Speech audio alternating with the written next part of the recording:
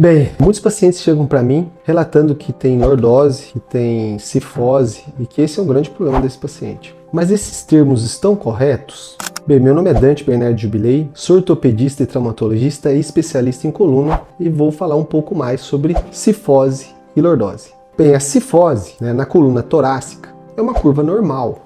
Então, se você tem uma cifose na coluna torácica, você é uma pessoa normal. Se você tem uma lordose na coluna cervical e na coluna lombar, você também é uma pessoa normal. Então, se você tem cifose e lordose, você é normal, do ponto de vista da sua coluna.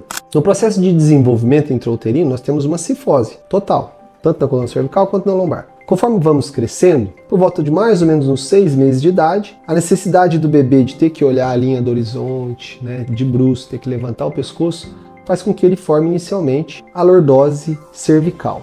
Então, a lordose cervical é a primeira curva secundária que aparece. E depois que esse bebê tem por volta dos 2, 3 anos de idade, que ele está andando bem, ele vai formar a lordose lombar.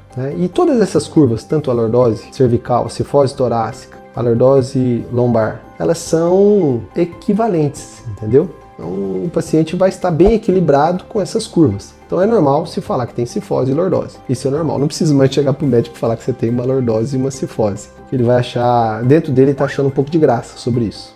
Essa é a verdade. Agora, quando você tem uma hipercifose ou uma hiperlordose, quer dizer, um excesso daquela curva, aí você tem um problema, que muitas vezes necessita de tratamento ou não. Isso pode causar dor, pode causar desconforto e também deformidade. Então a hipercifose, que é o corcunda, tem uma hipercifose torácica, ele está corcunda. Aí tem uma cifose na lombar, ele também está corcunda. Ele tem uma cifose na cervical, ele olha só para baixo. E se essas curvas são rígidas, pior ainda. Quando se tem uma hipercifose rígida ou uma hiperlordose rígida. Ela é dura, não mexe, e é naquela postura. Então ele não vai conseguir ver as pessoas, ver a linha do horizonte. Muitas vezes esses processos dessa forma estão envolvidos com algumas doenças, como espondilite anquilosante, com um excesso de degeneração na coluna que faz com que as articulações ficam duras e rígidas e numa postura deformada. Então o paciente muitas vezes de idade, você encontra na rua ele andando com o corpo jogado para frente, olhando só para o chão. Muitas vezes esses pacientes têm essas hipercifoses rígidas. Então tudo isso muitas vezes deve ser diagnosticado